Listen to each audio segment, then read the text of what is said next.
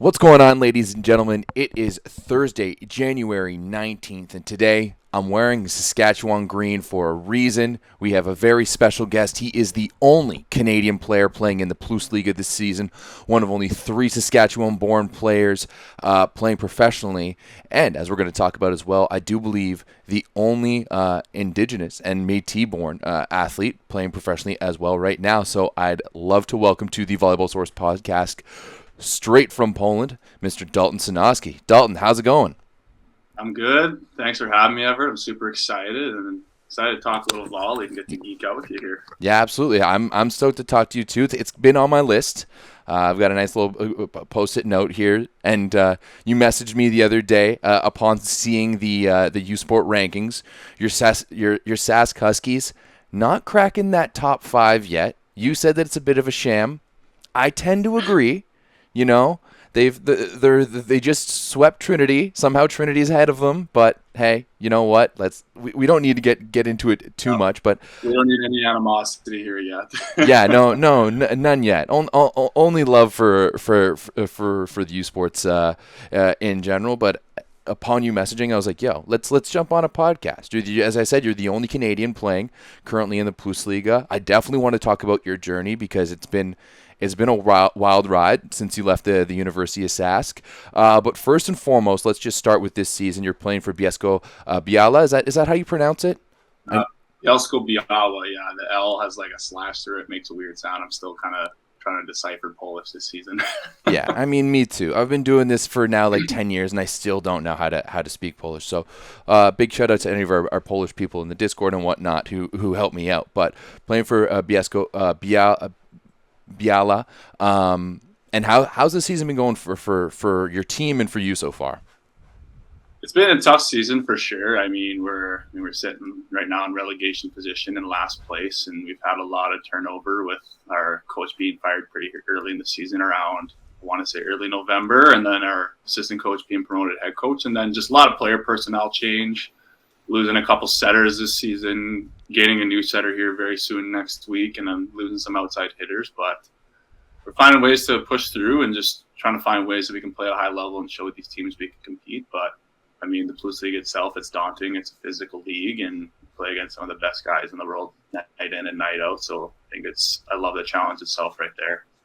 Yeah, of course, your setter was Jan Zimmerman, one of the German national team setters. He went to go play for Monza alongside Steven Marr, Arthur Schwartz in the Superliga. So, big ups for him, but obviously it leaves you guys with a bit of a hole. Do you guys know who you're picking up? Is it Pierre Puyol?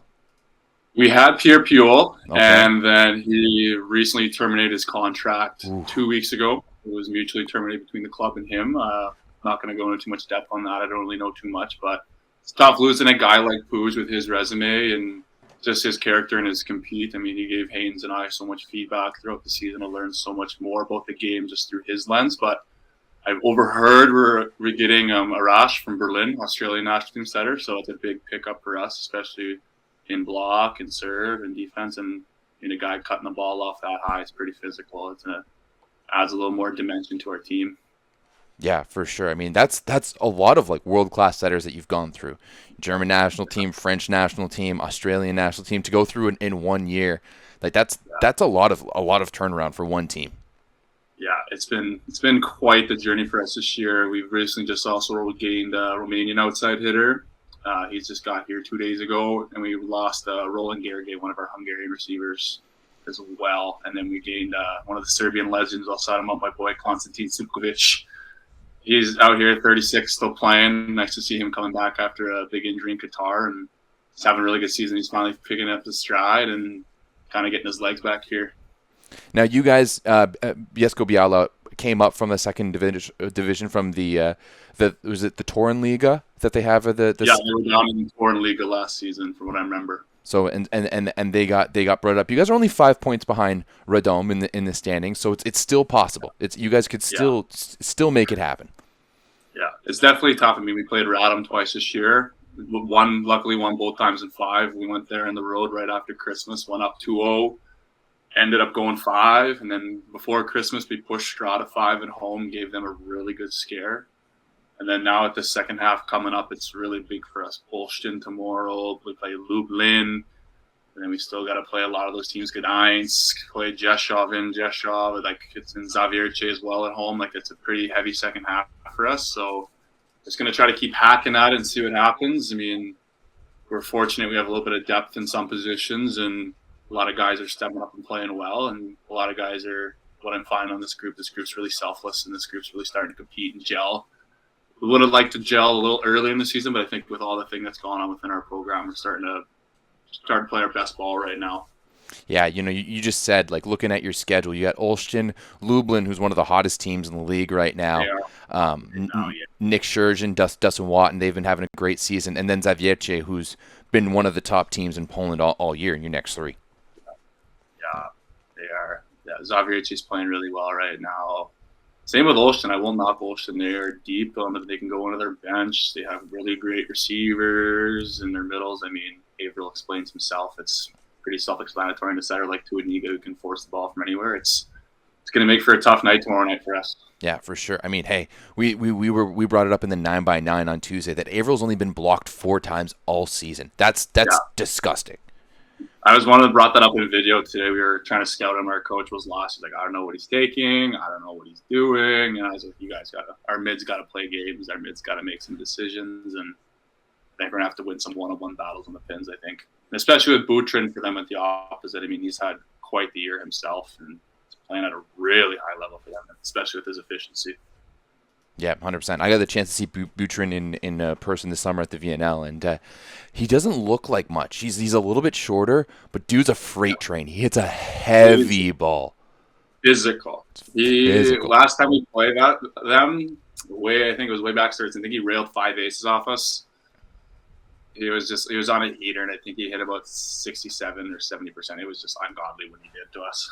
No, that's gnarly. For those wondering, Olsztyn is currently sitting in 7th place, but that top group in the Plus Liga is so strong.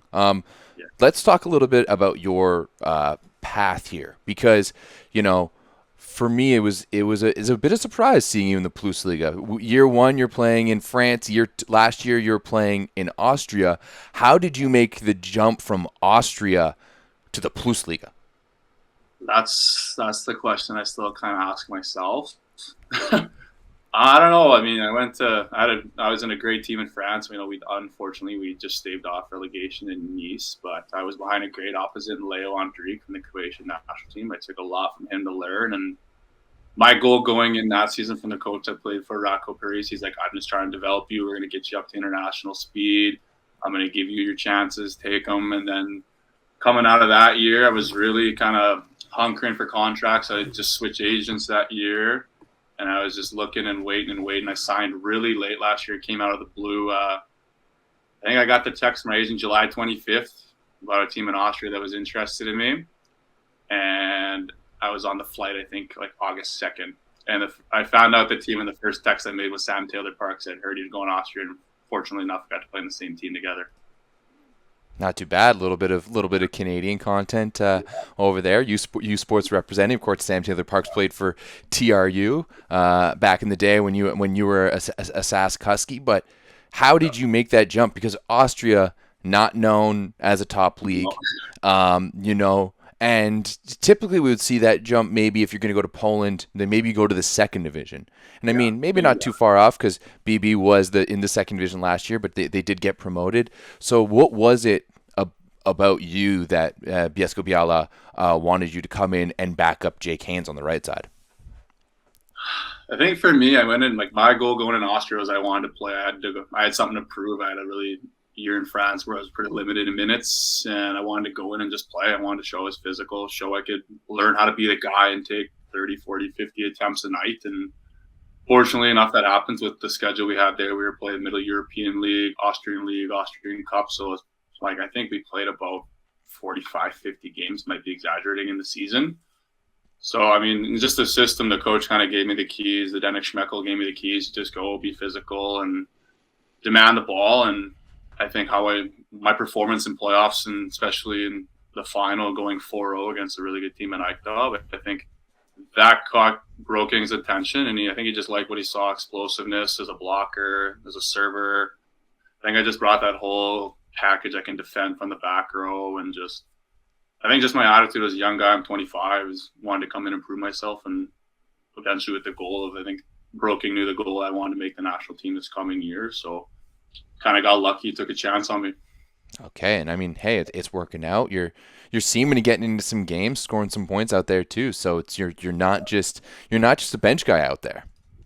Yeah, it's pretty lucky on Sunday. Got the start against Yastrzemski. It's a pretty big jump for me as a going out committing not a single attack error. I kind of still caught myself by surprise. Wow. And then eventually, hopefully tomorrow night, getting the nod again against Olsztyn. But just trying to build my rapport as a player, and just trying to go and prove something every night.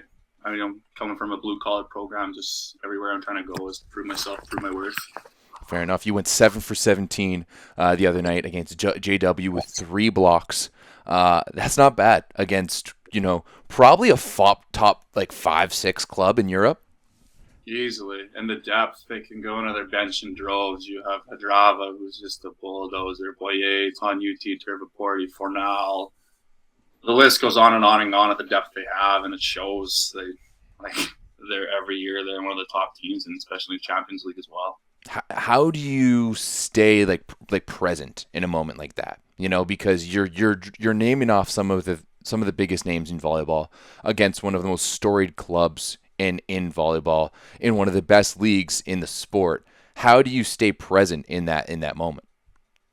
I think just knowing the chance that I've earned it. I mean, pressure is a privilege is what I've always said. I mean, that's just the opportunity to be there and the opportunity to go and prove myself. I think it lights a fire under my arse itself. I take every day one day at a time, and every day just trying to come into the office and get 1% better, whether it's I'm coming in for a block set, I'm coming in to serve, and at 24, 23, just any of those opportunities you can get, you try to relish.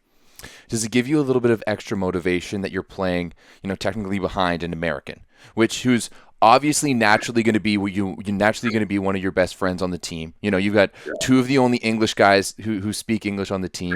Does it, give a little bit of that competitive fire where, you guys can kind of give it to each other in practice, and you know that you want to go after them? I love it. I mean, I love Jake. I have so much respect for him as a person, as a player. Like, his mindset and his approach is so similar to me. He's a guy trying to prove something, but he's so down to earth. And that's the thing. We come in every day. We don't care who's on the floor or whatever time it is. We just try to be supportive of each other. And it's the same thing. Like, practice, we love it. We're hitting at each other. There was one practice this year. I came off position 2. He tagged me in the side of the head. I got the next ball back, tagged him in position 2 in the side of the head, and we were just laughing about it. So I think just the camaraderie we have, and just the support, and how much we push each other in the weight room in practice and film. It's tough to not, when you're stuck behind a guy that stature. Jake's 7-footer. He's physical. He's a guy that can hit 120, 130. But just the competitive relationship, I'm really thankful for, and just I'm doing anything I can to get on the floor, and he's doing the exact same thing. So just trying to come in and push each other. That's what I love the most. I've never had a teammate like that ever in my life, which is pretty sick to say that. Yeah, that's awesome. I mean, does it provide you a little bit of reassurance, maybe, that you're in the right spot, you're playing in the right league, and you've already mentioned that you want to play for the national team. Does that kind of give you that extra fire to be like, yo, I'm right there, I can do this? No, exactly. I definitely know physically I belong at this level. Skill wise, I think I can play in those top leagues in the world. I think with what I bring with my shoulder and shot selection, kind of that whole shebang, but knowing as well, I'm just kind of scratching the surface. I haven't peaked yet, and there's so much more I can learn and grow and just get better at. I think that's the most enticing thing. And then just knowing who's at that depth position at opposite and what they're going to have opening up or what opens up this summer. I think what I've shown this year, what I've shown in the past, I definitely believe I belong in the mix, and I definitely belong on that long list for BNL. Fair enough. Did you try for the national team at all last year? Were you in the mix of things, or? There was nothing last year. There was nothing posted online. I was looking on the website. There was no mention of anything. I didn't really get an invite at all. But there was nothing posted online for guys to apply or even go, or a tryout of anything. It was just an email invite. So seeing that VNL list last year and getting left off it based off what they took as opposites, I was pretty chapped about it. And I think that really proved to me over the summer the body of work I put in and being able to get myself here. I said, you know what, I think I definitely belong there now, what I've done. I mean, to almost Samuelvo is head coaching at Zaxa now. You're the only Canadian. Do you think that gives you a bit of a better shot? Are you kind of like, letting your coach know, like, hey, I just want to put me out on Zaxa, even if it's for blocking, if it's for a serve, like I want to go and make my mark so that he remembers me come April, come May. We played them about 2 weeks ago, and my coach didn't throw me. He threw me in for like 3 block subs, and that was it. So I was pretty. I mean, I was all stated. I was pretty chapped about it.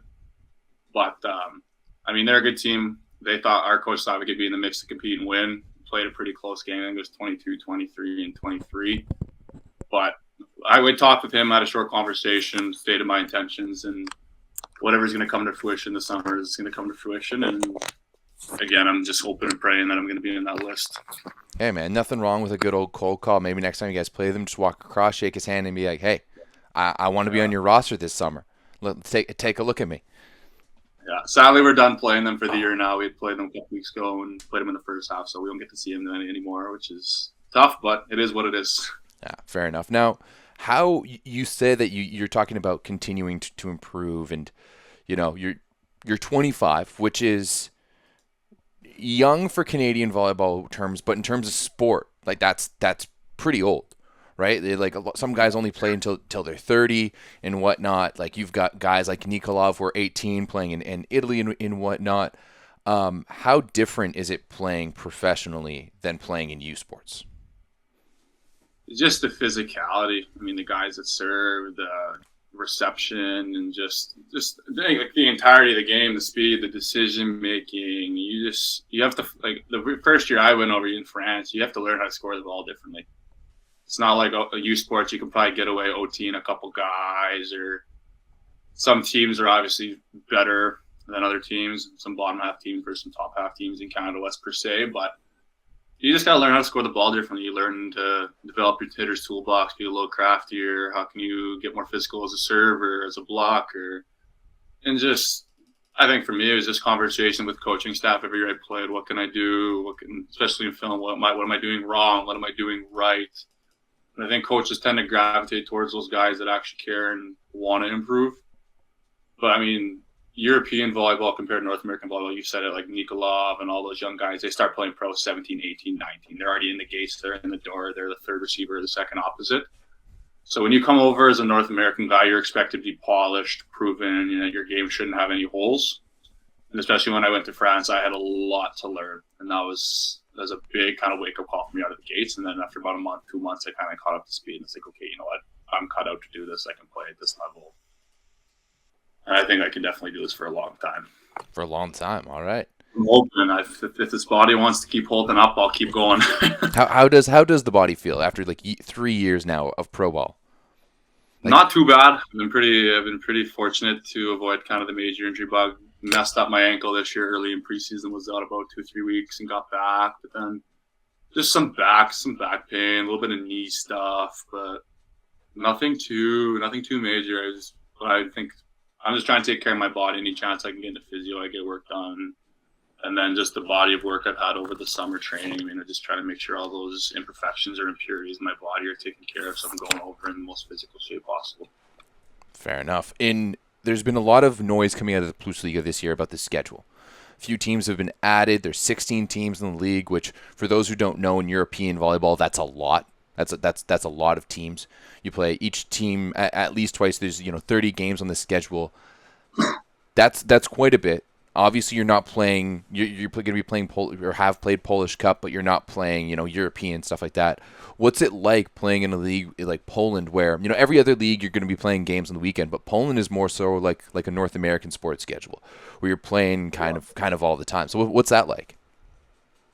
I mean, I'm used to it for sure. I mean, the university schedule definitely preps you for the pro schedule for sure. I mean, when I went to France, it was a very similar schedule to Poland, like 1 or 2 games a week max. And then Austria was just like, I don't know, it's trial by fire. We were playing maybe 2-3 games a week, and with CEV and the European League. So that's a little heavy on the body, but I find this year just playing the Polish League, I'm finding I'm not getting run down as easy, but still, I mean, 26, 30 games is a lot of games in the body, especially at this level with this physicality and type of boys that are throwing the ball around that fast, that hard, it kind of weighs on you. Yeah, I mean, that it sounds like it would. Like that's that's a lot. Let's back things up a little bit. You're from Prince Albert, Saskatchewan, right? Yeah, born and raised, baby. Born and raised. Born and raised. Went to the University of Sask. Was a Husky. You represented Saskatchewan at the Canada Games back in 2017, correct? 2017. Sounds like that ages me a little bit. Holy goodness. Yeah, you and me both. Now, like, how feasible do you think it is? Like, how feasible was it back then for you to be like, one day I'm gonna go play in the Plus Liga, right? Like, how was that even a thought for you, or? I mean, I didn't discover pro volleyball until I think I was about 16. I might have been grade 10 in high school, and I kind of was like, oh crap, like you can go overseas and play in all these leagues. Like this is pretty interesting. And then I didn't have much of a social life in high school. It's kind of a social outcast, but just kind of did some research, watched some volleyball. You kind of discover some of those top players. I grew up watching like all those big physical opposites like George Grozer, Gavin, Max Mikhailov, like the list goes on of those guys, like old school Clay Stanley videos, like 2008 Olympics, baby. Let's go. Yeah, Diesel. Those are some big diesels right there. It's the game I'm trying to play. But yeah, I mean, I just tried to. I think it definitely was a thought going to university. I mean, I had the goal of going and playing collegiately in Canada West, and I was pretty lucky. I made a decision to stay home, play at Sask. But I mean, that was my intentions to Gavos when I came in. I said I want to be a guy who graduates, goes, and has a pro career. I mean, I have these big aspirations, but I'm here to work. I want to develop myself and eventually get myself to that level. Did you was the Plus Liga did you ever think you were going to be playing in a league like the Plus Liga? You mentioned a couple of the other Sask boys who are playing around. I did make a mistake earlier. I said one of 3. It's one of 4 because we always forget that Derek Epp is actually a Sask boy. Real quick, I'm technically not a Sask boy, but come from there. My dad was born in Tisdale. Close to me, baby. That's close to me. Yeah, but Dad was born in Tisdale. My grandparents grew up in Sylvania and Assiniboia. I still got plenty of family, working on farms in Sask or living in Regina in Saskatoon. So, and I'm born in Winnipeg. So by all accounts, I'm like half a prairie boy at the least.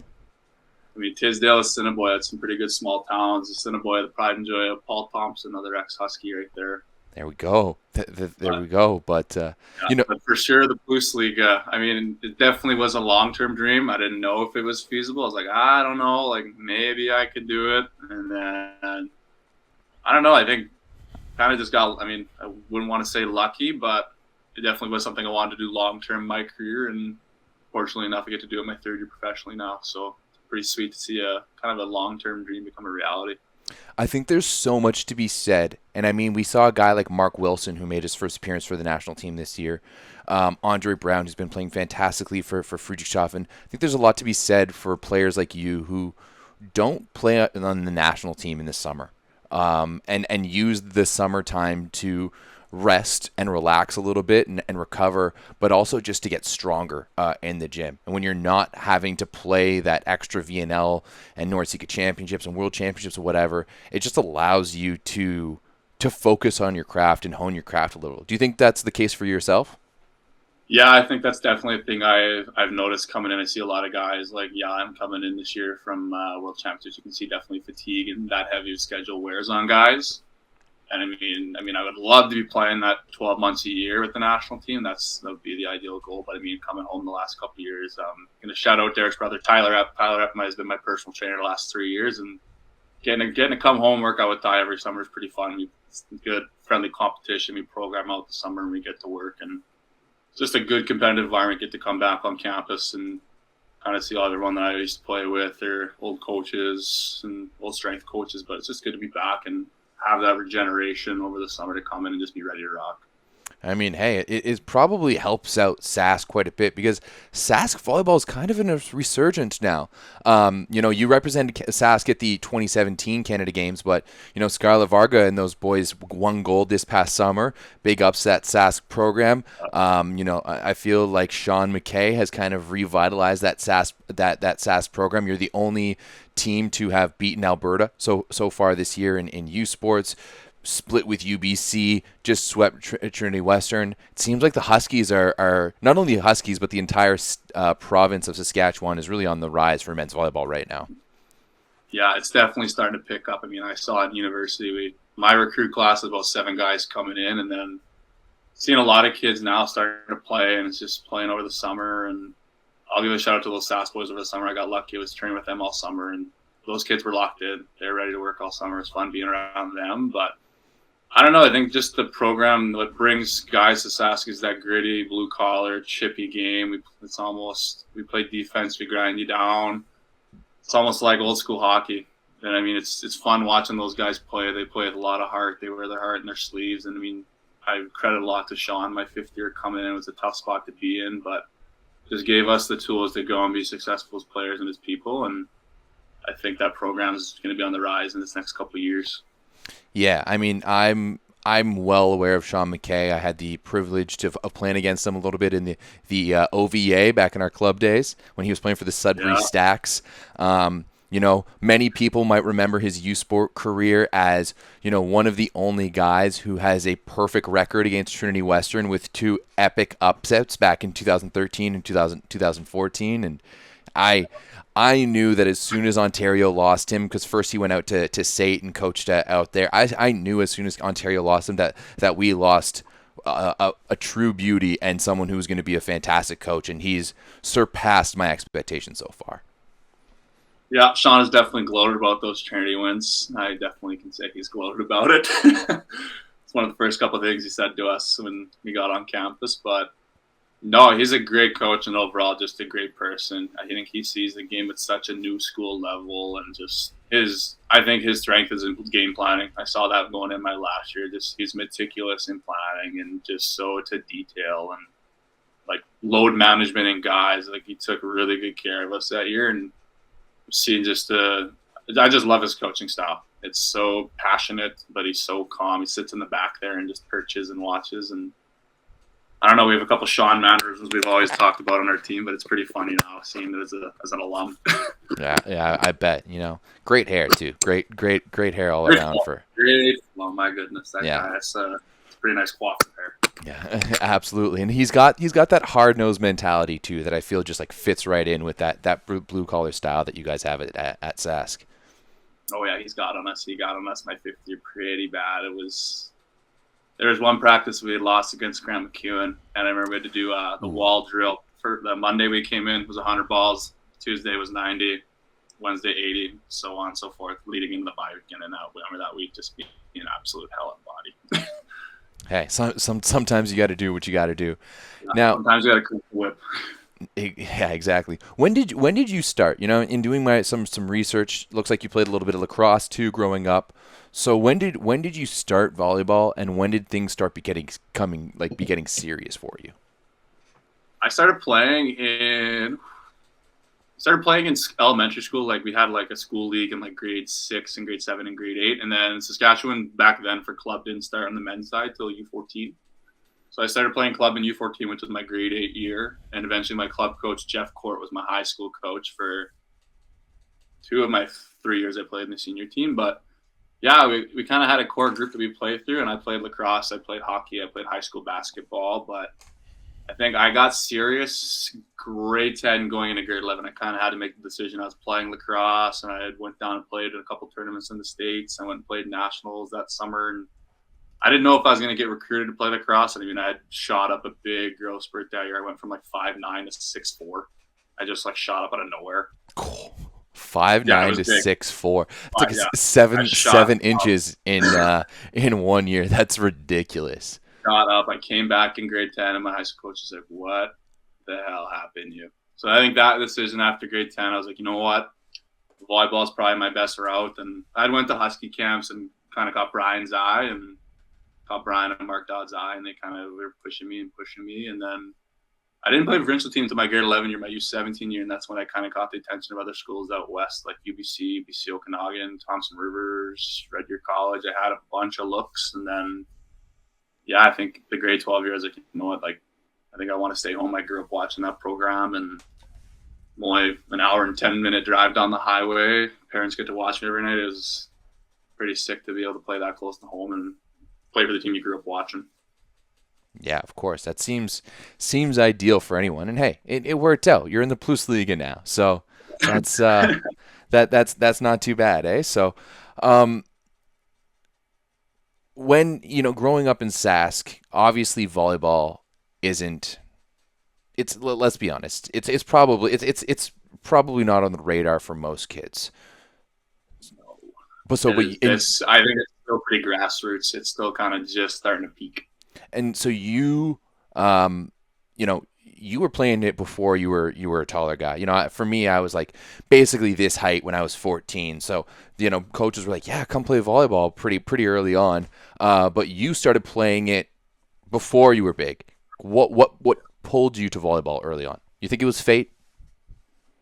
I don't know. It could have been fate, but I think just the snowball effect. I think every time I played it, it just was so enticing, so intriguing. Just like the physicality and seeing dudes in high school like bounce balls and stuff. It was just like, this is sick. Like, this is fun. And then I got lucky. My going into grade 9, my high school coach pulled me up to play U17 Western Elites. I was a 13-year-old kid, so I got to go be like the third setter, just sit in the bench the whole tournament and watch. And there was guys like Irvin Brower, Casey Scouten in that tournament. They were all like in grade 10 or grade 11. And so I was just seeing those guys play. I was like, holy crap, like this is pretty sweet. And then just kind of snowballed from there. Man, and Casey Scouten as a club kid too was one of the like he was a wrecking ball. Like he Casey plays basketball. It's fun to watch, man. Getting to play against him last year, we hopped over to the Czech and played his team, and man, he's still got a hammer. Man, that's you prairie boys out there just developing hammers. That's why we love it. Wheat and barley diet, that's for sure. The wheat and barley diet, exactly. Yeah. Wheat and the bread and the barley and the beer, right? Yeah, exactly. What's the Polish beer like out there? I don't know. I think it's pretty good. Haynes and I and a couple of guys have been out for a couple pints, but I mean, it's pretty tough in the schedule to have a little fun and get in the extracurriculars. But yeah, I don't know. It's not that bad. It's not that bad at all. I won't complain. It's fair enough. Now, there's one thing I definitely want to talk about. In doing some research, I was pleasantly surprised to learn that you're Métis. Now, for our international viewers, could you explain to them what being Métis is and what it means to you?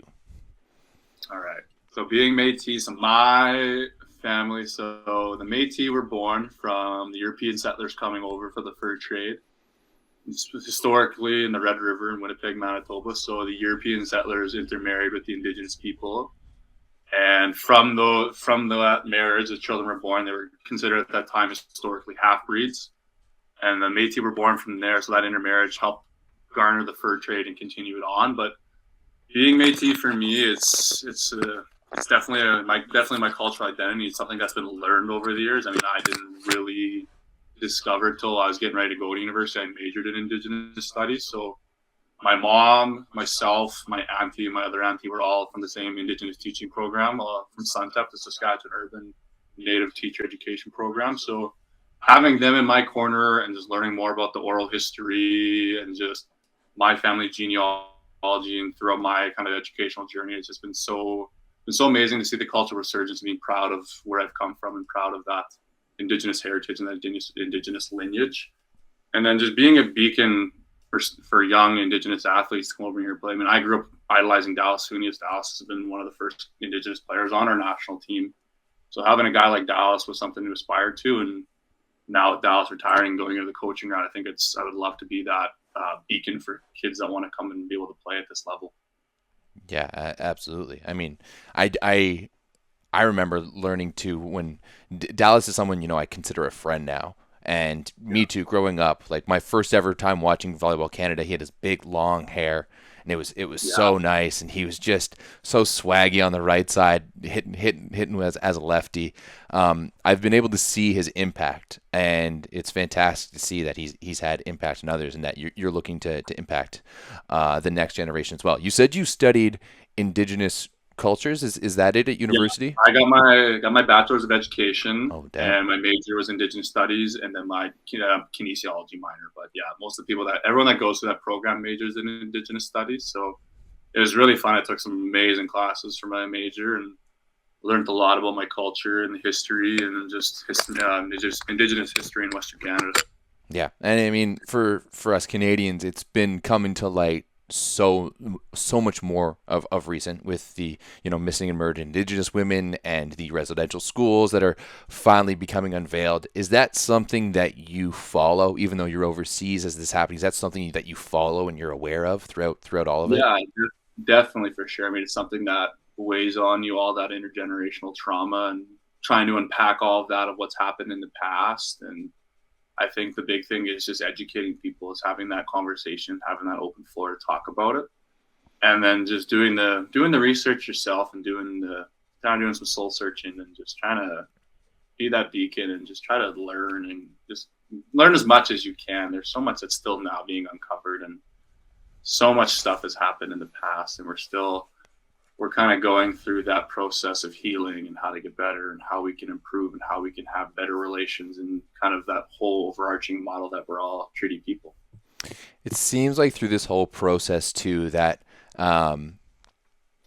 it's kind of a revelation for most of Canada, and some are choosing still not to see it. But I don't think we really need to talk about those people.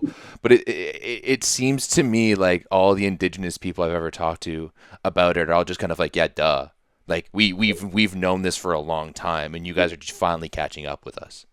Yeah, exactly. It's been known, and it's something that we've talked about in schools. I've had conversations with family about it, and especially when I do make the decision to go back in the classroom, is having those conversations with my students and having that conversations with staff and how we can just bridge the gap and heal. And especially with indigenizing education, like teaching accurate history, that's the big thing now. We need to teach that accurate colonial history to students and really find ways that we can interpret and add Indigenous content into the curriculum. Yeah, I commend you, because I think we need more people like that. Not as sport role models, absolutely. I think it's such a great vehicle to be able to like share your message and share your story, but also just in general in the community. So it's great to hear that you're, as I was reading, that you actually plan to go back to Prince Albert and to give back as a teacher and as an educator once, hopefully in a few years' time, once all of this is said and done. Well, hopefully in a decade, maybe I end up back in PA, maybe I end up back in Saskatoon, but I can't look that far ahead. I can only go day by day. That's the you want to head back to Sask for sure? Not, you don't want to go try out a big city somewhere, or you want to head back to the prairies? I'm a Sask boy through and through. I mean, my family's all there. I grew up in PA. I played my Husky career in Saskatoon. Like, that's my heart is. That's where all my buddies are, and I think that's the community I'm best fit to serve. I think, especially our Indigenous population. There's a lot of young students who need a positive male role model. How does that affect your lens? Not only being from Sask and being, Métis, how does that affect your lens as you go through all of these different places throughout Europe? You've been to France, you've been to Austria, now you've been to Poland. These are typically traditionally colonial type places, right? And you come from a colonized culture. How does that affect your lens going to all these different places? It's interesting. I mean, every experience is so unique, and I find it tough really explaining to teammates because, the language barrier and how you can try to be super articulate and how you have to try to take that articulate conversation and try to be super simple. But if the teammates have that talk about my culture and my history, then I'm always willing to have that conversation. But I think I just view the world a little different. I people watch a little different, and I just kind of pick up societal norms or how people act and behaviors, learn behaviors. It's really unique. You do a lot of people watching. That's for sure. Especially as a foreigner too, I feel like that because other than Haynes, most of the guys you're speaking with are probably broken English at best. As anyone who's ever watched a pro volleyball game on TV or on a live stream or whatever knows that it's typically a different language being spoken in the huddle, and you're kind of trying to figure it out. You have to ask other guys as well. It must be a similar experience to those being colonized back in the early days, coming in from the reserves and their various nations to the residential schools and being it's much different but still similar to the same. Exactly. Yeah. I mean, if you come in as a foreign player, you get a lot of looks. I mean, Jake and I are pretty big. Like I'm 6'8", Jake's 7-footer.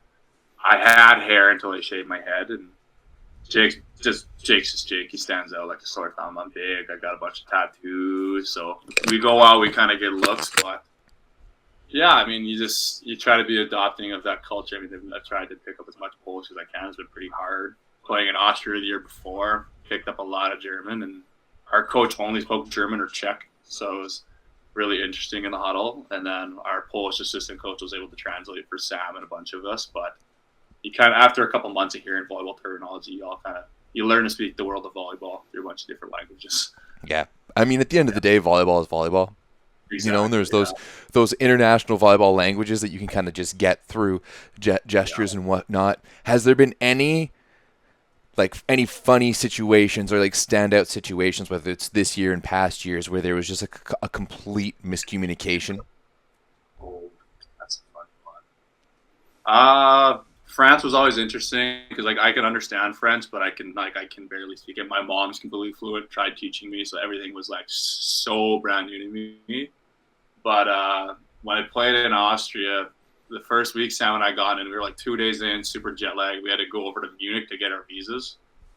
And we went in for our visas, and this chick's like trying to speak German to us, and we're just getting grilled. We're like, we don't speak German. Like we're trying to get out. Like, might have been a little sketchy, a little illegal how we were trying to get our visas and the way we did it. But yeah, it was just definitely the language barrier has always been funny because everyone comes up to you and they start speaking like Polish or German or French, and you're like, oh, like a deer in the headlights. Yeah. But or even just driving. I think driving this year, I had to learn how to drive stick this year. That was quite the experience. The first week I got in, I had to drive stick, and the guys asked me, he's like, what does this sign mean? I was like, I don't know. What does this sign mean? I don't know. I was like, I can't read it. I don't know what it means. Yeah. That's probably the funniest one. But or when you go out in public and people notice you're playing for that club and they start talking to you and whatever, like this year Polish and last year. They did always in Austria. We were the only team in the city, and they've always talked to us, and we're like, we're not from here. If we slow down, we could try, but yeah. I feel like I can't. How do you pronounce your club from last year? Union Volleyball Raiffeisen Volviertel. Volviertel. Volviertel, yeah. Okay. I guess it means forest region because they're in like the forest region of Austria. Yeah. Fair enough. From what I've ever heard, my own experiences in Germany is that most Germans can speak English decently well. Yeah. Is that the same in Polish? I think in the larger centers like Warsaw, Katowice, and Krakow, it's very possible. Here, there's some places I've gone where it's like they don't speak it at all. And I've been lucky. I've gone out with Sukovic. We've gone for coffee or something. He speaks perfect Polish, so he's kind of my guy for Jake and I. He's our translator. Fair enough. It's just something that like I couldn't imagine. You know, and it's always something I'm so interested in speaking to guys because communication is so important when you're playing professional sports. Yeah, and it's the basis of volleyball. Lack of communication is a lack of results. But hey, you're gonna have another. If you guys are picking up Arasto Shanj, you're gonna have another English speaker out there as well. So 3 of us out there now. Yeah, 3 of you out there. Rebuilding the foreign mafia. Rebuilding the foreign mafia. That's it's been rebuilt a couple times already. But lost a German, lost a Hungarian, lost a Romanian. So now you just got the Serbian, the American, the Canadian, and the Aussie. Yeah, we have 5 now. So Romanian guy, Canadian, Hainsey, Serbian guy, and then Arash coming in. So 5 of us now. But yeah, we were down to 3, and now we're back to 5, which is nice. Do you have like a favorite? We're not going to ask you if you have a favorite team to play it for, because I'm guessing playing the Plus Liga is like kind of an unreal experience so far. But have you had a favorite country you've played in? I don't know. I loved the club I played for last year. I mean, they're definitely them and here this year. It's the exact same. I have a lot of love for where I played last year. They took such good care of us. Like, we were the only club in that small town. It was like a town of 400 people. So practically we sold out every night. Everywhere we went in the community, everyone would talk to us or knew us. We had great management support. Our manager was so diehard and loved us. Our coaching staff was unreal. They were pushed us. I mean, I think I got really lucky at the group of guys we had last year. We had a lot of guys kind of in that 20 to 27 range. So a lot of us were in that same age trying to get in and trying to prove ourselves. And it was just such a fun, competitive environment to play in. Like, we had the town behind us, and we kind of liked playing with a chip on our shoulder and playing that kind. We were calling ourselves the Volleyball Bad Boys for kind of the second half of the season. We got rolling because teams feared playing us, and we just kind of like playing with a little FU swagger to our game. So that experience last year was top to bottom, absolutely amazing. I would do it again. I have so much love for that club, and especially here this year, it's been great. I mean, getting to play in the pinnacle of men's volleyball is just second to none. I don't even know how to describe it. It's just like, you got to be there, I guess. You got to watch a game, or you got to be in it to understand it. Yeah, like what is it like playing? And you just said it yourself. Polish volleyball is the pinnacle of volleyball, especially the fans that they have there. You get to play in some legendary arenas. Like the Ergo Arena, where they just held the World Championships, is where Gdansk plays out of. What's it like playing in front of some of the most passionate fans in the world, and how is that different from playing at home at the U of S? It's pretty surreal.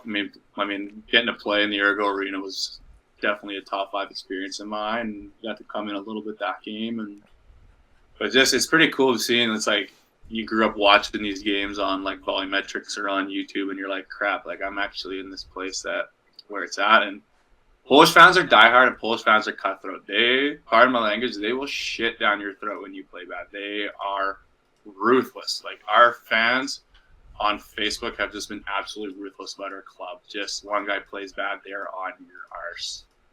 But as well, they love the game. They follow the players. It's almost like playing in the NBA here. Like, they just love volleyball. It's probably, I assume it's probably the same in Italy. Like, I love it as well, equally as much. Those two leagues are just top tier. Is it just like, it's just on TV to watch? You guys are in the paper. They're talking about you on the evening news type stuff? Volleyball in the Plus Liga is nationally televised. Every night it's nationally televised. It's the country's national sport. Like, I remember we have cable here in the apartment I'm in, and I was able to watch World Championships live on TV on Polsat Sport. And I think the newspaper, they've talked about us, but I think it's funny kind of going through Twitter and seeing people kind of crap on people and talk about transfer rumors within the league and stuff. I just have a little fun reading what people got to say about me or others. It just shows their passion. It shows they give a shit about it. What's the best thing someone said about you, and what's the worst thing someone said about you? Best thing someone said about me this season is that I'm one of the top servers off the bench in the league this season. Oh, damn. Okay. Yeah. And then I got my first start against Jeshov this year. So like DeFalco, Maciej Muzaj, and I played a solid game. I had a really good percentage, and they were like, oh, like Sinoski plays at a similar level as Hayden. Just not a knock to who he is. He's a great player. Worst thing someone said about me, I had a guy tweet about me, said, we played in Suwałki, came off the bench. It was a disgrace. They threw me into like garbage time. We were down like 15-6 in the third. Just getting railed, and I'm like, okay, I'm not ready to come in. Like, I'm not ready. Threw me in, and I think I cooked like 2 balls long. I missed a touch. I got canned on 1 ball, and some guy tweets, he's like, I don't think Sinoski hit a single ball his hand the entire game. I think he has one of the worst hand contacts. Oof. And I was going to tweet him back, but I was like, I'm not going to be that guy. Or I have it saved in my phone this year. Rob and whoever, the Polish guy, when they previewed the season, like, didn't know who I was, and they were like, oh, like, he played in Austria, he came off the bench. Like, it taken him as a gamble, and it's like, okay, like, I was a starting guy in Austria. My backup towards rotator cuff. Like, do a little bit of research. Like, look who you're looking at. I kind of use that as feel throughout the season. Like, you know what? People want to doubt me, or people want to say this stuff that's pretty funny. I just go, you know what? F you. I'll play. I'm here. You're not. Yeah. I feel like sometimes Googling yourself isn't the best idea. And what you need is you need one of those KD burner accounts, eh? Just jump on that burner and start defending yourself. I could, but I'm just not that guy. There's no point. I mean, lions lose sleep over the opinions of sheep. There's no point. I don't need to defend myself. But I get a good chuckle. It's pretty good. It's pretty funny. Now, you guys are obviously season's not done yet, but you're getting there. You're trying to fight off relegation. Is the goal to stay in Plus Liga this year? Are you looking to stay? Because this is the time where volleyball is super weird. This is the time when we start talking about contracts, and people are there's already rumors flying around for next season. So, is there an outlook for you yet, or are you kind of a little further down the depth chart that you figured that out a little later in the year? It's this time of year is so wonky. Like I'm kind of in the process of putting a film, especially as a North American guy. Our North American market truly doesn't open until about March. Is what I've kind of learned.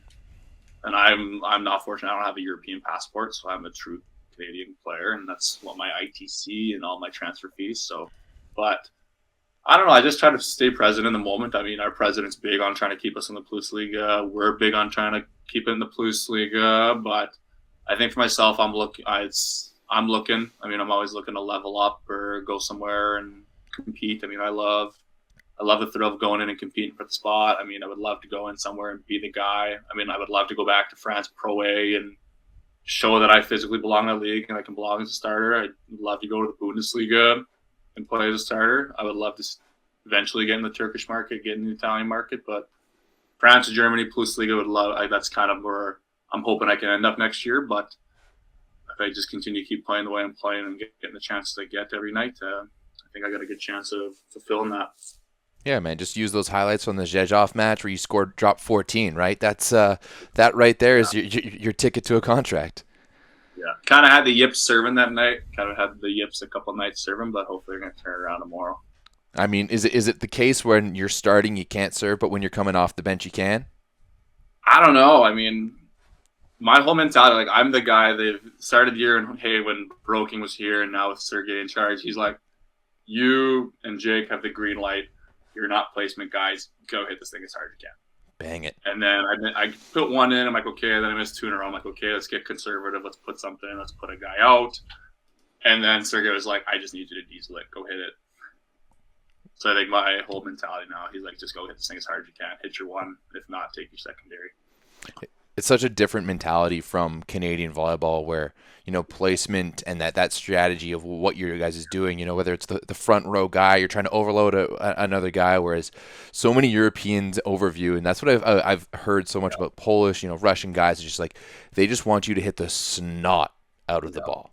It's bully ball. It's bully ball, and I love it because that's my kind of game. I mean, I got a little finesse. I got a little bit of craft, but I think I'm pretty blessed with a genetically good shoulder. It's held up. I just love to hit the crap out of it. So if it works, it works. And I guess we'll just keep rolling if they keep telling me to do it.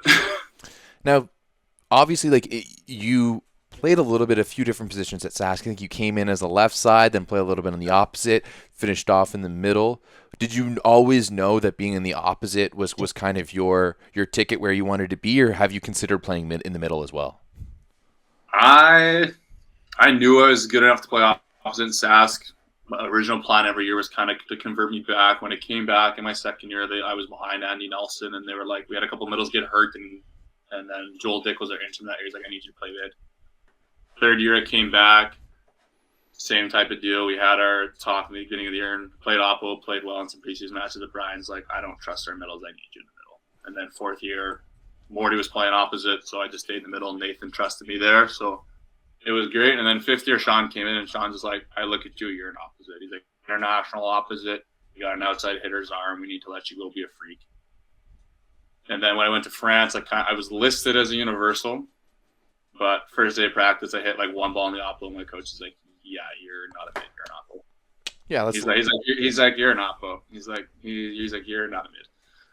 So, I mean, it's nice. That's where the money is professionally, but I like it. It's fun. I mean, I still love that I get to hit a little P4 in some rotations. Still got a little bit of that dying receiver left in me. But, yeah, the opposite's where it's at. I love it. Hey, I man. love the challenge of being dependent on. You guys are playing Olsztyn this weekend. Maybe Butrin goes back. You're on the court. You're like, hey, coach, let's just go in forward service here. Let me show you this. Let me show you that little stroke. We've out done here. it. They have had Hayden high passing this year, and we had a couple guys go down with injury, and when Broking and Sergey as well, he's like, I gotta have you pass. Like, you okay with passing? I was like, well, I've been passing 7 years. Let's pass 30 balls and see how it goes.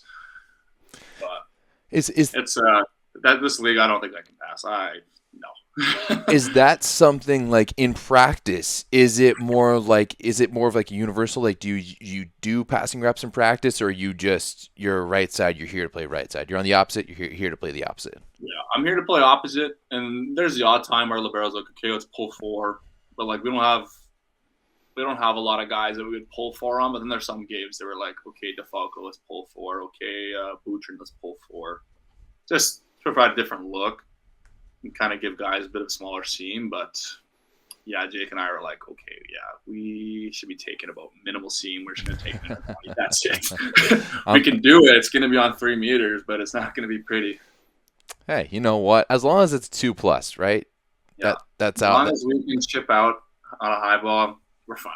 Yeah, 100%. Just get it in front of the setter, get it in front of the attack line, and then go bang a C ball or hit that. Lob it up. Just lob it up for the big boys. Yeah, and exactly. Have you said that there's a lot of bully ball and that they love to hit the snot of the ball and pull them, but I've always found that the level of technicality out there is so high. Is that what you found as well? Oh yeah, it's. I mean, just playing at this level professionally, like you just have to have such a toolbox. Like learning if you got nothing, then just to chip it off the block and get the ball back and let's recycle. Okay, you got nothing, let's take a setter out. Let's set up our block defense. So just kind of that basic volleyball IQ. Especially when I played in France. France is very much a technical league. Like you got to learn. Like I learned a lot just how to like self recycle, get it off, get it back to myself. But Poland, there's a lot of guys that can just do a lot of cuts, just different things. Like, I mean, Uroš, Bartosz Kolik, the list goes on. Those guys are just crafty. They just have a bag. They can go deep into it. Yeah. Especially with both those guys in Zavierite, they create matchup problems. Yeah, they absolutely do. I mean, I haven't watched too much of them recently, but I did watch their Champions League match against Halkbank last week, and that was a gnarly one. That was a heater. That was a heater of a game with Micah to close it out. That was nasty. That was now in one of those moments. Who are you pulling for? Are you pulling for the team Zavierci that you play against and that you know, or are you playing for like you're wanting the American guy to win? You want Micah Ma'a to go out there and get a block to finish it off. I mean, I don't know. It's tough. Those are two really good teams. But I mean, I love watching Namir. I mean, I look at Namir, similar body type. He's just a freak of nature. That's a guy I kind of try to model my game like. Kind of pick up a lot of things, do a lot of stuff like that. But I mean, when you have two good teams like that, you don't really care. You just want to see high quality volleyball. What's the best match you've seen as like a spectator so far? That's a good question.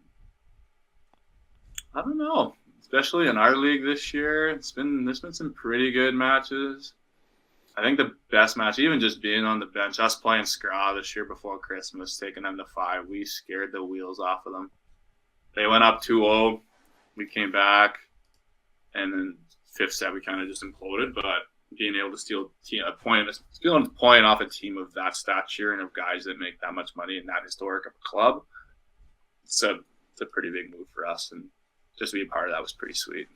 I mean, hey, Skraw's on a 3-game losing slide right now, and they're not doing too good. They've lost 4 of their last 6, so you guys could sneak in there. Like there's still room. They're on the struggle bus, and especially with the players that you have on that team, Dick Coy, Lanza, Antin Savic, Kos and Bienik. Like you should be rolling teams, but when we played against them, Coy really struggled. They had to pull him early in the match. But, I mean, hopefully they're going to figure it out. But, I mean, it would be nice to see Skra not in playoffs. Yeah, I mean, hey, It's very possibly could happen with the way a lot of teams are playing in that top half. Yeah, they're sitting in 11th, and they've still got games against Zaxa. They got JW. Like, their last 4 games, they've got Zaxa, JW, Olsztyn, and then Lublin. So yeah, and Lublin's on a heater right now. Heater. Yeah. They're just playing like they're just putting a ball in and making you make mistakes. They lost their opposite, and they have this young guy playing opposite. Now like Shearson, Jendrik's playing really well. Their other middle, Jan Novakoski, is playing really well. Like they're stable. And yeah. Watton's playing well as like they're both like that whole team is just deep and they play well. They make you make mistakes. Yeah, I mean Lublin is 9-10, 9-1 in their last 10. Although that one loss was a 3-0 to Skra, So it's interesting to see Scherzen because I feel like he's kind of played second fiddle on these past few teams, since going from Ohio State, and now this year he's just been unreal. You give him a bit of the green light, and he's just running with it. Yeah, he's physical. I mean, Jake's played with him at Ohio State. Jake's like, he gets going, like, good luck. And I think last year he was playing in Suwałki last season. He was playing a little bit as well, but I mean, he was in Jeszów however many years ago, and that team is pretty deep. You had like Raval Bushkik. Like, they have guys like Jeszów's just always been deep. Yeah, and they got Komenda, two pretty decent setters with Tavares and Komenda there as well. Yeah. Komenda's playing well this season too. He's having a really good year for them. It seems like in talking to you that you're very much a student of the game. And I'm definitely a volley geek for sure. I mean, I love just watching the game and picking the game apart. And I watched a bunch in high school, and then especially in school, when I wasn't doing school, I was probably sitting in the team room watching games on volumetrics, or if I wasn't paying attention in the lecture, I was watching games. Just knowing the game and just, I don't know, it's just fun. I mean, that's just another way to get better. It's another way to pick the game apart and develop part of your game. Is it something that's increased since playing professionally and increased since playing in Poland? Definitely, for sure. I think it's something I've always kind of prided myself on, is my IQ, and I'm trying to learn more. But I mean, the big thing I found, like, volleyball was my escape in university when I was crammed with school or whatever was going on in my life, and especially now, it's trying to have that positive, like, work home environment. Like, there's certain times you need to step away and not look at it. And there's other times, okay, you need to dive in and do a little bit more. It's just having that balance. Because I find if I do too much, I'm just going to get over fixated and I'm just going to tap out. Like, I'll just be out of it. How do you manage that balance when you're so far from home? It was tough. I mean, my first year I went over in France was peak COVID. Oh. First true season you're playing with no fans. It's your first time being that far away from home. I said it before, I had life on a string. I was so close to home, playing for my family, always had my family. And it's like, all right, you don't have that. Can't even go for dinner. Can't do this. Go to practice, go home. Like, so I really struggled that year with my mental health and trying to manage that and trying to play at that level night in, night out, and trying to, like, just absolutely every day getting humbled and pushed. And then kind of found in Austria, we had a really good group of guys. We did a lot of stuff together. We go for lunch, we go for walks. Off days we were at the gym, and then especially this year, us foreign guys, we did a lot of stuff together. We have coffee together, just kind of doing stuff that puts your mind at ease and stuff that gets you out of your brain. Yeah, it's Skype or Skype or Zoom or Google Meet or whatever it is. Your best friend. A lot of FaceTimes to the family. FaceTime my brother a lot, with him and Brandon now playing. So okay. Yeah, so it's pretty. Yeah, it's just finding ways to keep in touch with everyone that matters in your circle. Who's better, you or your brother?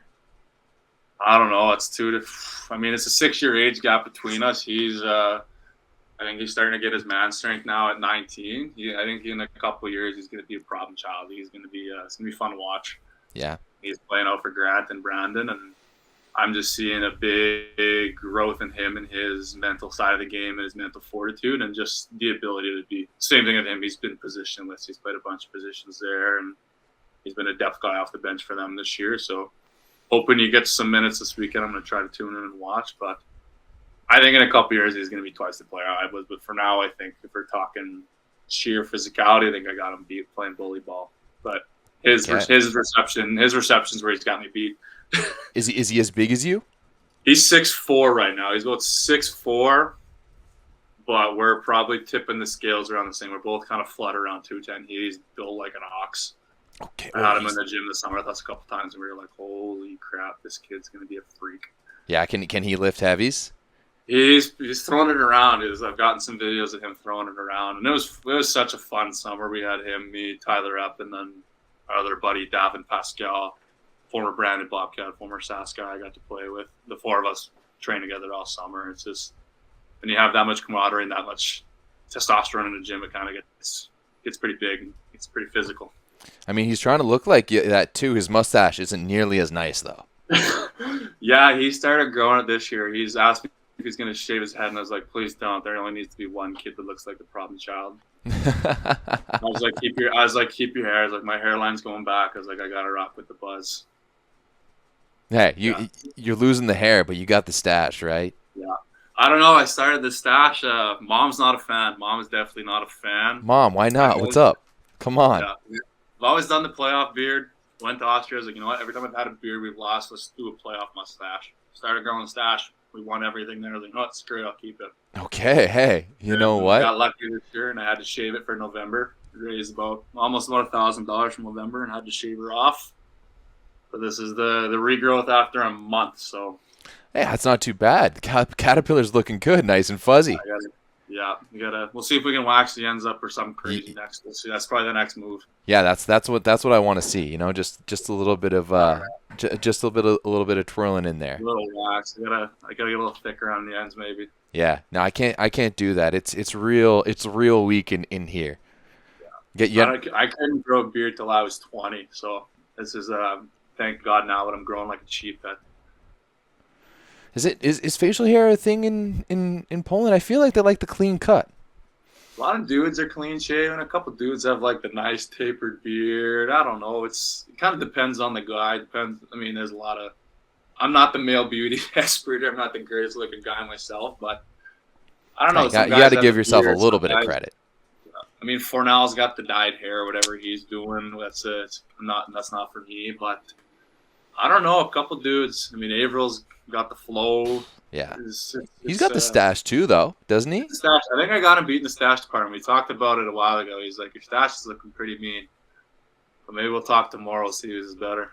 Yeah, is that something that happens? You know, when you see another English speaking guy, like, do you just naturally gravitate towards each other to be able to speak some unbroken English? Yeah, we kind of do it a little bit. I mean, I'm Jake's the American guy. Jake's got all these American homies, so he kind of drags me along as his little side pet. It's fucking funny, but it's. I mean, as an English speaker, it's nice to talk to those guys and learn about their experiences and how their seasons are going. And I don't know, it's pretty sick. I mean, you grew up watching a lot of these guys, and now you're talking to them. And you're like, all right, it's pretty cool. Absolutely. I mean, maybe you'll be the next to guest on the tallest podcast on earth. I don't know. Maybe he might have to get me on the show. Yeah, hey, you've already done this one, right? You're getting it underway. This is better though. This is 10 times that. I don't know about that. I represent the Great White North, though. That is true. Is that something that you like actively try to represent? And Oh yeah, I will gloat about that. I'm Canadian here. I'm the only Canuck here. I'm the only Canuck playing in this league. Jake and I gloat about it when the World Juniors were here. We were betting on the World Juniors and. Nice. Thankfully, the Canadians got it done for me, but yeah, I don't know. Especially, no one really thinks you're Canadian. I mean, if you're somewhere and they hear you speaking English, the first guess is you're American. But of course, France, they figured out I was Canadian pretty quick. Oh yeah. Yeah, they found out I was Canadian pretty quick. They were like, "Oh," they kind of looked at me. They're like, "Oh, are you Canadian?" I was like, "Yeah." Nice. They just said, "Look," I just looked at it, so I was like, "All right, cool." Sick. Wait, I mean, I think it's no offense to our American friends, but we like having that distinction. You know, we like being known as Canadians. Oh yeah, we're pretty friendly, and I mean, I think it's self-explanatory as it is. Yeah, of course. You have any Canadian art on you? You got the maple leaf anywhere? I got the maple leaf on my elbow this summer. It's like a negative space. Okay. One. Oh, I like that. That's actually my artist idea. Yeah, and I got 4 tiger lilies for Saskatchewan, as our province. Okay. Our provincial flower, yeah. 3 lilies. I've lived in 3 different Saskatchewan towns and cities. 4th one's for wherever I'm playing overseas, trying to make it home. And then, I don't know, the rest of the stuff's just kind of like family pieces. I got my brother and my initials in my forearm. My brother's got the same one, same arm. Got both my parents' names on my wrists. Dates my grandpa passed away in my arm. 3 roses for my grandmas, and then my shoulder is kind of the nifty one. I got kind of the trees and stuff from northern Saskatchewan where I'm from, and then a little indigenous dream catcher with my great grandma's clock as the face. Okay. Yeah, so I've spent and then I've got 1 on my thigh now that I got before I left, and then I have 2 on my feet that were not professionally well done. Fair enough. Maybe more so of like a stick and poke action. I might have had 1 or 2 many bevies one night in the summer and woke up and I was like, what is on my feet? But my thigh is professionally done. My arm is professionally done. I got 1 on my back. I got a little sailboat with my back. But I've had the same guy do pretty much my whole sleeve. And I had one guy in France do one for my brother, and then he kind of did the whole inside of my arm, and that was kind of the killer. That was the most painful one. Oh yeah, I know that. Yeah. Well, I think it was 12, 13 hours of work total over 7 years. Okay, damn, that's Yeah. quite a bit.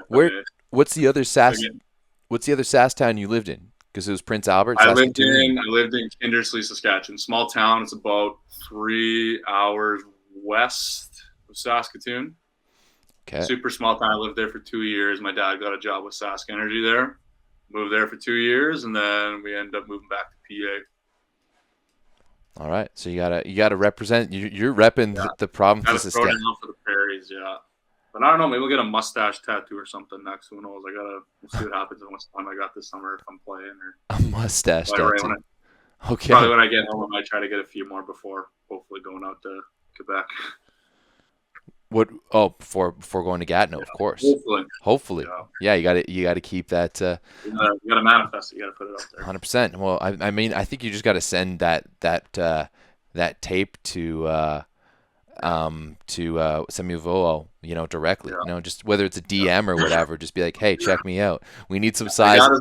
I've got his number. I've already texted him once, and we talked. And okay.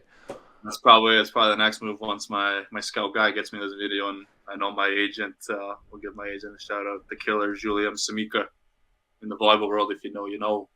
Okay. But yeah, I know he's vouching for me, and I'm pretty fortunate to work with him these last couple of seasons. He's a Polish guy? He's ex-French national team. Okay. He used to play.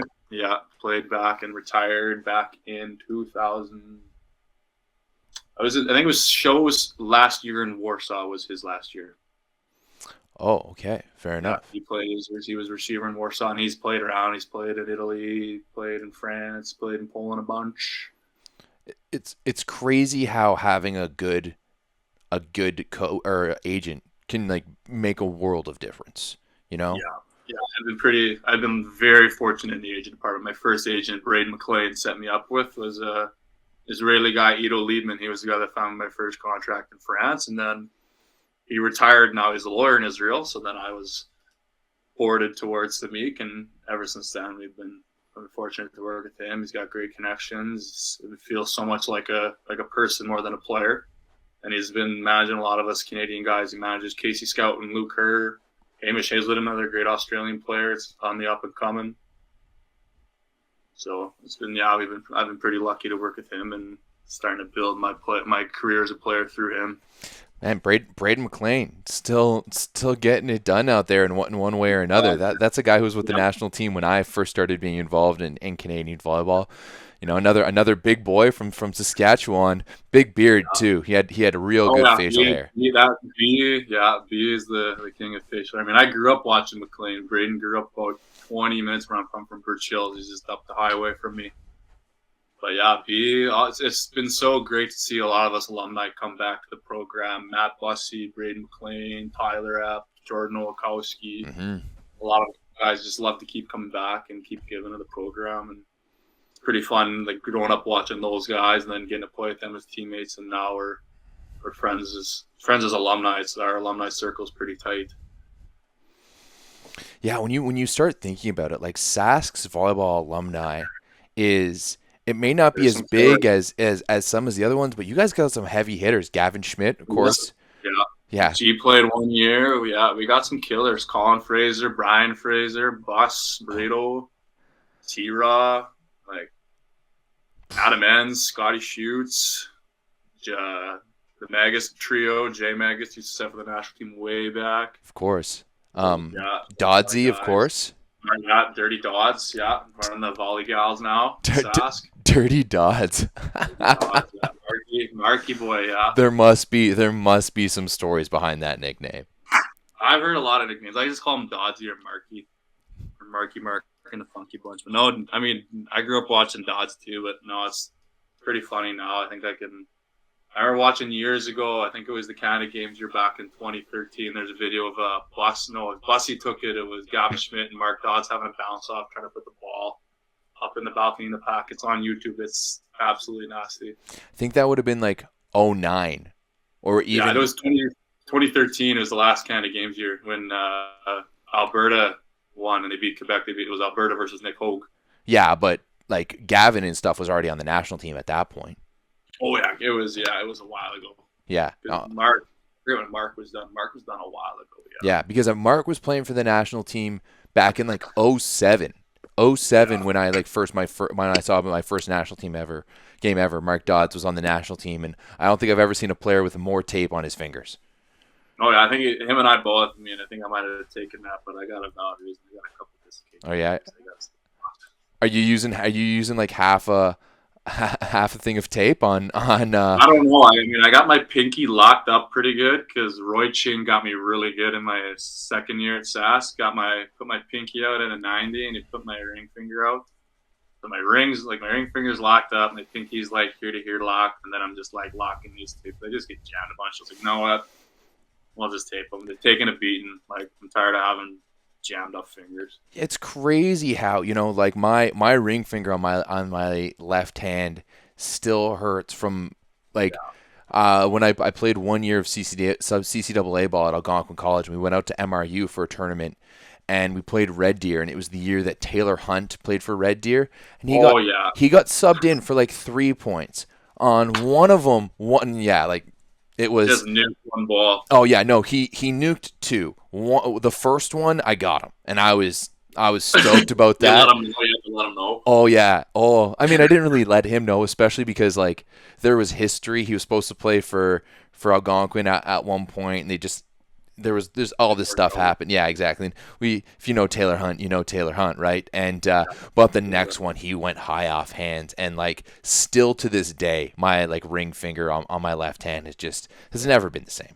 Yeah, my pinky's got a nice little crink to it. I mean, I'm playing around with it, and it like pops both ways. It's like I'm scared I'm gonna have rheumatoid by the end of my career. Yeah, I mean, it's like if probably down the pipeline.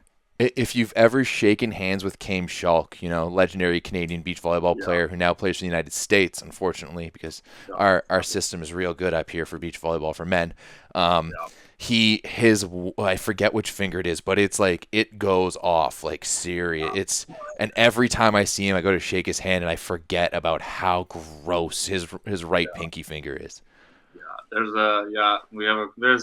think all the SAS boys. I know Morty's taping up his fingers too. Whatever. Morty got it good my second year. Andy Nelson got him pretty good. Shot the bone out of his pinky. So I think it's kind of the wave. I think it's kind of the Russian wave. The Russian guys all started taping their fingers up. Yeah. Maybe it's Mikhailov and those guys. Who's that big guy in the middle? All those big boys started doing it. Gav. I don't know. Yeah, I mean, Mortensen does hit the shit out of the ball. Like that's even as a rookie. He's playing at a high level this year, man. It's fun to watch him. It's fun to watch him play that level, being his teammate. And I'm hoping whatever he does with volleyball or life after volleyball. I mean, he's a great player, and I want hopefully to see him take the next step next year. Yeah, you think he's going to go pro? I'm hoping he does. I don't know. We've had a little conversation about it, but nothing kind of too deep. But he has the tools. He has the tools to go do it for sure. Yeah, both him and Olsen, Levi Olsen out Levi there. hits the snot out of the ball. Holy crap. I remember in high school, Levi was like a long, lanky kid. And then when he was at Briarcrest, he came back from Briarcrest, and now that dude's built like a bowling ball. He was benching like 225 in season like it was nothing. This kid's a freight train. Damn. That's how you Prairie Boys build them. It's just all gas with him. All gas, no brakes. All gas, no brakes. got him pretty good a couple times this summer. Man, I would love to see what the Huskies gym looks like in the summertime when you guys are all just there training and hanging out. I bet you there's a lot of bombs and a lot of beaks being thrown around. It was this summer was probably like the first time we had it back. Like because usually like they train a little bit in the summer once or twice. They pop in. A lot of guys kind of go back home, and a couple guys that linger around Saskatchewan. We have open gym, but we scrimmed this summer with the Canada Games guys. It was who do we have? We had Braden Friesen as one of our receivers from Alberta. We had myself at opposite. We had Tyler up in the middle. Davin Pascal in the middle. Who was setting for us? Mark Armstrong was setting for us. And then our other receiver, we had Emmett Graham, and we were playing in those young guys. They're pretty chippy, but and then we played the other SAS boys, all of us old boys, and it just got mouthy. But that's our game. That's our game in Sask. We play. It's almost like it's hockey style. 100%. It's like being out in the ODR, right? I love it. I mean, I love it. I love throwing a little jab here and there, but that's all in good fun. But yeah, the summer was pretty electric. That one scrimmage we had was pretty fun. Hey, if you guys do that again, make sure you guys film it with audio. I don't know what it is this thing in volleyball where we just love to film games without audio. It's like no, we want the audio. So you guys do that again. Make sure you film it with audio, and let me see it because that's something I definitely want. I'll get Sean to throw up the camera and we can hopefully throw down right when I get back. It'll be fun. Yeah, exactly. Tell Sean that Everett told you, and we'll get it done. I know you things are probably getting late up there, so we should wrap things up. But you've talked about wanting to go back to Sask, maybe PA, maybe Saskatoon to teach a little bit. Is coaching in your future as well? Like to me, it seems like it has to be. You seem like a natural. I love it. I mean, there's such a stark difference from being a player and being a coach. And I think I'm going to have to really work on that, like how to disconnect myself as a player and how to be the coach. But I think that's going to be such a fun and such a unique challenge. I'd love to go back and do my master's in coaching. Maybe I would love to go back and assistant coach with the Huskies. Maybe go for a head coaching job if one ends up opening itself up in a few years. But I think that's probably the next challenge after this chapter closes, probably the next decade. Fair enough. And hey, if that's not there, there's nothing wrong with just going back and being a high school coach, being a club coach. I'm so excited for that. I will coach club. I will coach high school. I'll do the whole shebang. Hey, and you know what? Whoever gets you as a coach at the high school and club level, even at the university level, is definitely getting more than others. So that's they're the lucky ones for sure. Yeah, we'll try not to throw a chair Bobby Knight style or break the clipboard, but hey, time and place, right? Time and place. Sometimes you need to light a bit of a fire, right? Yeah. Sometimes the boys need a little bit of a get going. That's why we still have fights in hockey. No fights in volleyball. So sometimes you got to throw a clipboard or two. Yeah, I'm down for it. I'm always good to spark the boys. Yeah, as long as you don't throw it at any of them, that's especially these days. That's a quick no-no. Throw it downward force, get it to snap. 100%. Depending on how close the wall is behind you, too, you can always just onto the back. Exactly, yeah. Awesome. Well, Daulton, can't thank you enough for coming to chat today. It was super great getting to know you a little bit and get to hear about your experiences in the Plus Liga. Best of luck tomorrow against Olsztyn. We'll go give it your best, and we'll be watching throughout the end of the year. If you guys want to follow Daulton, we're starting to post some more live streams and some more schedules and stuff like that. So if you want to join the Volleyball Source Discord, you can just do that below. We've got a today's matches that lets you follow everything going on in most of the leagues. And Daulton, can't thank you enough once again. Best of luck, and excited to see what you do next. No, thank you so much. It's an absolute pleasure, and it's nice to talk with a fellow Canuck and build this Canadian volleyball brand. Yeah, absolutely. We got to let people know. We got to let people know that we play with a little bit of a chip on our shoulder. Play with a little swagger. Play with a ledge. And I got to get me some of that 9x9 swag. I'm going to get myself some hold of that. I mean, I think right now is the time because we're about to drop. We are 2 people away from... No, sorry, we're 3 people away from hitting 1,000 people in the Discord. We hit 10,000 people on YouTube on the 2.0 channel just the other day, and I said on the 9x9 on Tuesday night that once we hit 10,000 people on YouTube and 1,000 people in the Discord, that we were going to drop a nice little sale. So we're 3 people away from joining. And yeah, I will definitely be ordering it back home and send it to the old Canadian address.